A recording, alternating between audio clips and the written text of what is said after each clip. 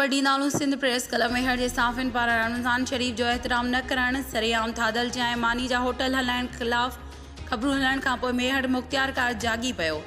तफ़सील मौजूदु मेहर में रमज़ान शरीफ़ जो एहतराम न करणु, सरेआम थाधल चांहि ऐं मानीअ जा होटल हलण ख़िलाफ़ सिंध प्रेस क्लब मेहर जे साफ़िन पारां ख़बरूं हलाइण ते मेहर मुख़्तियारकार इलाही बख़्श मक्सी नोटिस वठी मेहर घंटा घर चौक थाधल चांहि ऐं मानी वारनि होटलनि ते छापो हयो ऐं खुलियल होटलनि ते ॾंड हणी चांहि वारा होटल बंदि कराए छॾिया। जॾहिं त ॿिए पासे मुर्गी ऐं फ्रूट वारनि खां रेट लिस्ट ते मुर्गी सब्ज़ी फ्रूट विकिरो करण जो हुकुम ॾींदे रेट लिस्ट चेक कई ऐं चयो त जेको लिस्ट खां वधीक रेट वठंदो हिननि ते ॾंड लॻाए उन्हनि ख़िलाफ़ सख़्त कार्रवाई कई वेंदी। रिपोर्ट इलाही बख़्श चांडियो, अमल न्यूज़ मेहर।